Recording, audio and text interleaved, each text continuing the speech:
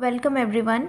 इस वीडियो में हम ब्लैक बॉडी रेडिएशन जो कि स्टैटिस्टिकल एंड थर्मोडायनामिक फिजिक्स का एक इम्पॉर्टेंट टॉपिक है उसके न्यूमेरिकल्स करेंगे, प्लस उसके पीछे का कंसेप्ट भी समझेंगे। So the first question is the temperature of two perfectly black bodies A and B are 400 kelvin and 200 kelvin respectively. So temperature हमें गिवन है यहाँ पर of A is 400 Kelvin and temperature of body B is 200 Kelvin. If the surface area of A is twice to that of B, यहाँ पर एक और हमें relation given है कि surface area of A is 2 times of that of B, ये relation given है। Then the ratio of total power emitted by A to that of B, हमें पावर ये चीज़ निकालनी है, ये रेशो निकालनी है। तो इसको पहले थोड़ा सा समझ लेते हैं कि क्या चीज़ है और ये पावर जो है कहाँ से आता है हमारे पास।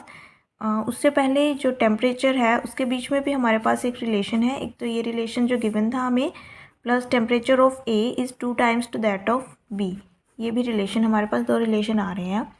अब इसको स्टार्ट कैसे करते हैं वो देख लेते हैं पहले। तो स्टीफन्स बोल्ट्जमैन लॉ हमने पढ़ा हुआ है।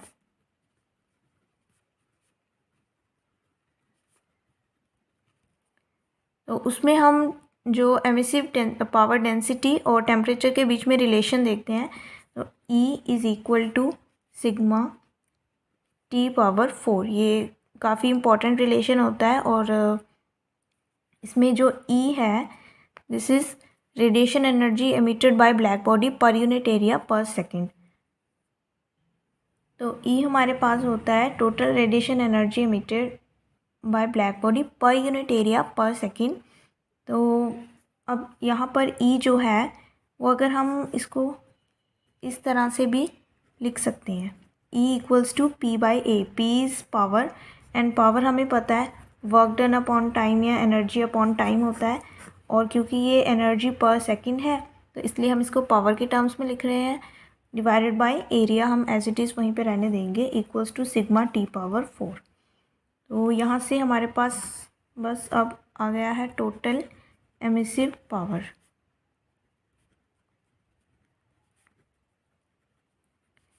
P का relation with temperature T and ये A को हम दूसरी साइड ले गए। तो यही हमें फाइंड आउट करना है, बस A और B बॉडीज़ के लिए इसकी रेशो फाइंड आउट करनी है। तो PA over PB is equal to sigma हमारे पास सेम रहेगा क्योंकि कांस्टेंट है, TA power 4 SA and sigma upon TB power 4 SB। अब ये TB और SB जो है ये हमारे पास A की टर्म्स में, इसको या तो A की टर्म्स में लिख लिया जाए या फिर TA और SA जो है इसको A की टर्म्स B की टर्म्स में हम लिख लेते हैं। तो मैं यहाँ पर जो TB और SB है उसको A की टर्म्स में लिखूँगी। तो PA over PB is equal to sigma, यहाँ पर ये हमारे पास आ जाएगा TA upon 4 and 2 power 4 and यहाँ पर SA अपॉन 2। ये हमें रिलेशंस पहले से गिवन थे, SA is 2 times of SB and temperature वाला जो था वो हमने खुद वहाँ से फाइंड आउट किया था। तो ये दो रिलेशंस थे, इन्हीं को यूज़ करके हमने यहाँ पे वैल्यूज़ पुट की है। तो अब तो यहाँ पर इजी है, हमारे पास जो आंसर आ रहा है वो सब जो कैंसिल हो रही है उन चीज़ों को हम कैंसिल कर देंगे एंड हमारे पास यहाँ पे बन रहा है 2 power 5। PA over PB is 2 power 5 which is 32। तो यही हमारा आंसर था कि इनकी हमें रेशो फाइंड आउट करनी थी, कितनी है, दिस इज़ 32। तो हमारा आंसर जो है इस क्वेश्चन के लिए इज़ 32। नेक्स्ट क्वेश्चन देखते हैं अब।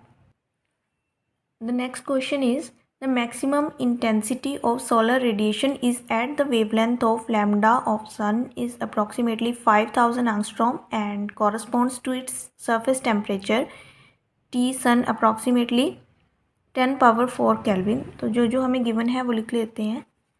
यहाँ पे lambda of sun is 5000 angstrom and temperature is approximately 10 power 4 Kelvin. If the wavelength of the maximum intensity of an X-ray star is 5 angstrom, its surface temperature is of the order of, और आगे हमें ये options given है, तो हमें दिया हुआ है कि जो लैम्डा स्टार है अगर वो 5 एंगस्ट्रॉम की लिमिट में है, ऑर्डर में है, तो हमें टेम्परेचर फाइंड आउट करना है इसी के साथ रिलेटेड, इसी से रिलेट करके। तो यहाँ पर हमें इन ब्लैक बॉडी रेडिएशन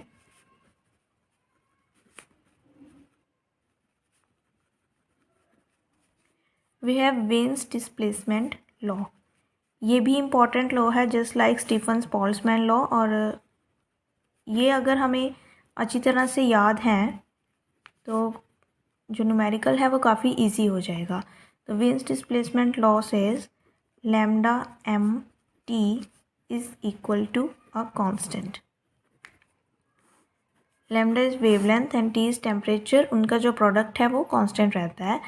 तो अगर ऐसा है तो हमारे पास हम यहाँ पर lambda of sun into T temperature of sun is equal to lambda of star and temperature of star, इस तरह से लिख सकते हैं। और ये क्वेश्चन में सिर्फ यहीं से अगर हमें इतनी चीज़ पता है तो ये क्वेश्चन बिल्कुल ही इजी है हमारे लिए। तो यहाँ पे जस्ट हम वैल्यूज़ पुट करेंगे, हमें उसका ऑर्डर बताना है, टेम्परेचर किस ऑर्डर में होगा। तो lambda of sun is 5000 angstrom था, उसे हम मीटर्स में देख लेते हैं। तो 10 पावर -10 इंटू 10 पावर 4 हमारे पास था टेम्परेचर का ऑर्डर, एंड स्टार में लैम्डा जो है वो 5 एंगस्ट्रॉम था, 10 पावर -10, एंड हमें टी स्टार फाइंड आउट करना है। तो यहाँ पे 10 पावर -10 ये तो कैंसिल हो रहा है, एंड हमारे पास ये कितना आ जाएगा, 5 के साथ 5 भी कैंसिल हो रहा है, and T star is of the order of 10 power 7। तो ये हमारा आंसर था 10 पावर 7 केल्विन। तो नेक्स्ट क्वेश्चन पे मूव करते हैं। लास्ट क्वेश्चन है हमारे पास, 2 spheres are subjected to black body radiation at temperature T1 and T2. For the first sphere, only half of its surface is exposed to the radiation while the full surface of second surface is exposed. तो हमारे पास 2 spheres हैं, एक T1 temperature पे है, एक T2 पे है। इसका रेडियस जो है वो R1 दे रखा है एंड इसका रेडियस जो है वो R2 दे रखा है, और जो फर्स्ट स्फीयर है उसका सिर्फ हाफ सरफेस ही एक्सपोज्ड है, एंड जो सेकेंड स्फीयर है इट्स फुल फेस और full surface is expose to the radiation. The ratio of the radii of the spheres are R1/R2 is 2, meaning R1 जो है वो सेकेंड वाले स्फीयर का जो रेडियस है उसके डबल है। तो R1 is bigger sphere, sorry the first sphere is the bigger one. If the forces due to radiation pressure on 2 spheres are same, तो रेडिएशन प्रेशर की वजह से जो फोर्सेस हैं वो सेम है, ऐसा हमें दिया गया है। The ratio T1/T2 is how much, तो ये हमें फाइंड आउट करना है basically, T1/T2 is how much. तो इसको थोड़ा सा हम पहले समझ लेते हैं कंसेप्ट को, फिर आगे न्यूमेरिकल करेंगे। अभी जो हमने फर्स्ट क्वेश्चन में भी किया था स्टीफन्स बोल्ट्जमैन लॉ, ये उसी पे थोड़ा सा बेस्ड है। तो उसमें हमारे पास टोटल एमिसिव पावर जो है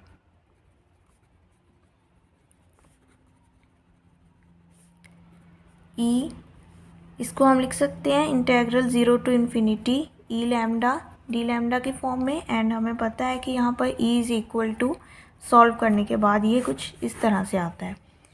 एंड रेडिएशन प्रेशर जो है वो हमारे पास होता है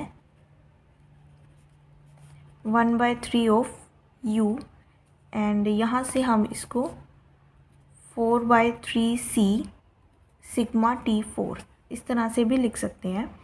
एंड U जो है वो हमारे पास ये E की टर्म्स में किस तरह से होता है, U हमारे पास रेडिएशन एनर्जी डेंसिटी होती है which is energy upon volume, and in terms of E, U is equal to 4/C into E.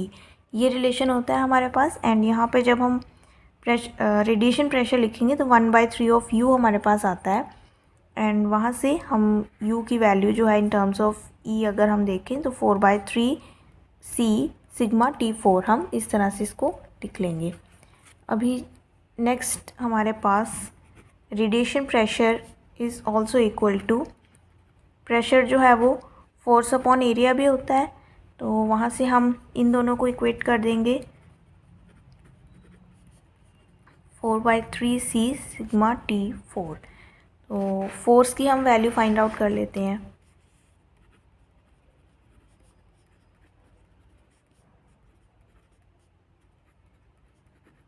ए को दूसरी साइड ले गए तो यहाँ से हमें एक चीज़ तो मालूम पड़ रही है कि फोर्स, रेडिएशन फोर्स जो है it is proportional to A into T⁴। ये हमारे पास एक रिलेशन आ रहा है क्योंकि हमें क्वेश्चन में कहा गया है if the forces due to radiation pressure on the two spheres are same. तो फोर्स तो हमारे पास सेम है, हमने T1 और T2 फाइंड आउट करने हैं, दोनों जो बॉडीज़ हैं उनके टेम्परेचर्स की रेशो। तो अब तो सिंपली हमें सिर्फ वैल्यूज ही इसमें पुट करनी पड़ेगी।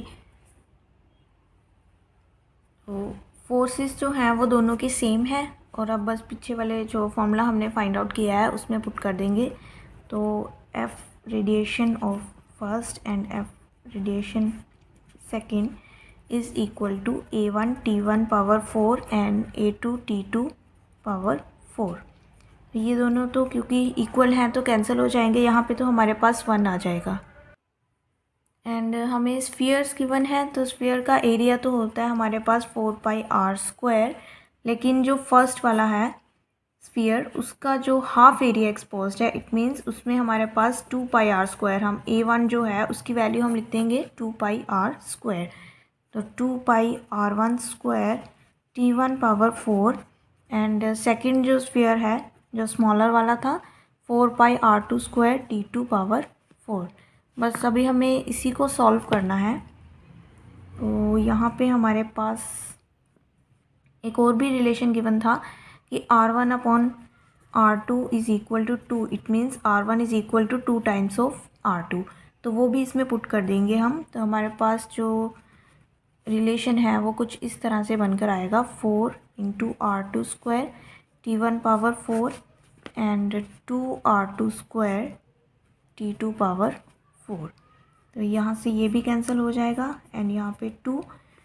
तो फाइनल जो हमारे पास T1/T2 इज़ इक्वल टू 1/2 1/4। ये इस तरह से कुछ रिलेशन आएगा हमारे पास। ये हमें T1/T2 1/2 था और यहाँ पे 1/4 पावर के साथ दोनों साइड हमने मल्टीप्लाई किया है तो ये रिलेशन ऑब्टेन हुआ है। एंड हमें जो पूछा था वो T1/T2 की रेशो, तो वो हमारे पास है 1/2 पावर 1/4। तो यही हमारा आंसर था फाइनल। आई होप आपको वीडियो हेल्पफुल लगा होगा, तो प्लीज़ चैनल को सब्सक्राइब करें एंड शेयर करें अगर आपको वीडियोस अच्छी लग रही है। And thanks for watching.